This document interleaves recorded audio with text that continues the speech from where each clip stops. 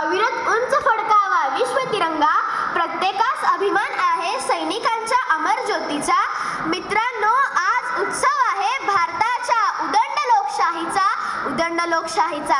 आदरणीय व्यासपीठ, प्रमुख पाहुणे, गुरुजन वर्ग व माझ्या मित्रमैत्रिणींनो, आपण आज 76व्या प्रजासत्ताक दिनाच्या मनपूर्वक शुभेच्छा.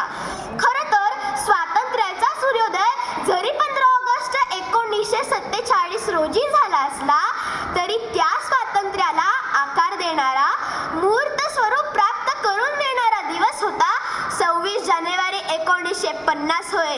कारण याच दिवशी स्वतंत्र भारताची राज्यघटना अस्तित्वात आली व जनतेला सुपूर्दही केली गेली. भारतीय राज्यघटना हाच भारताचा सर्वोच्च कायदा आहे. हा दस्तऐवज राजकीय संहिता, कार्यपद्धती, मूलभूत अधिकार, मार्गदर्शक तत्त्वे आणि नागरिकांची कर्तव्ये निर्धारित करणारी चौकट मांडतो. संविधानाच्या प्रस्तावनेनुसार भारत हा सार्वभौम, समाजवादी, धर्मनिरपेक्ष व लोकशाही गणराज्य आहे. अशा देशाची मी एक नागरिक आहे याचा मला गर्व आहे. आम्हा विद्यार्थ्यांमध्ये राज्यघटनेचे ज्ञान प्राप्त व्हावे यासाठी सरकारने सन 2024-25 हे संविधानाचे अमृत महोत्सवी वर्ष घर घर संविधान या स्वरूपात साजरे केले. पण हे संविधान लिहिणे एवढे अवघड नव्हते, एवढे सोपे नव्हते.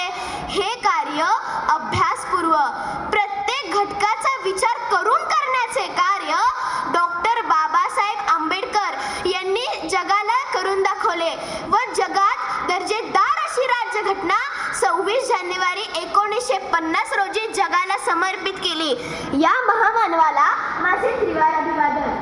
देशाला स्वातंत्र्य मिळवून देण्यासाठी अनेक क्रांतिकारकांनी आपल्या प्राणाची आहुती दिली. अजूनही देशाचे संरक्षण चहूबाजूने व्हावे यासाठी सैनिक सीमेवर आपल्या जीवाची पर्वा न करता उभे आहेत. संविधानाच्या कायद्यानुसार देश चालण्यासाठी शासन सतत प्रयत्नशील आहे. पण आपण या देशाचे नागरिक म्हणून काय करत आहोत? आपले कर्तव्य काय आहे याबाबत तर कोणी काहीच बोलत नाही. प्रत्येकाला संविधानाने दिलेला हक्काने मागायची सवय लागली आहे. अहो, ज्या देशात असतात नागरिक कर्तव्यनिष्ठ आणि कार्यतत्पर, तोच देश असतो प्रगतीपथावर, म्हणूनच फक्त प्रजासत्ताक दिनाच्या निमित्ताने फोटो स्टेटसला ठेवणे, सोशल मीडियावर फोटो पाठवणे, कॅप्शन लिहिणे, आय लव्ह माय इंडिया, हे देशभक्ती किंवा देशप्रेम दाखवायची पद्धत नाही. अरे, तुम्ही देशासाठी असं काम करा की लोकांनी तुमचा स्टेटस ठेवला पाहिजे.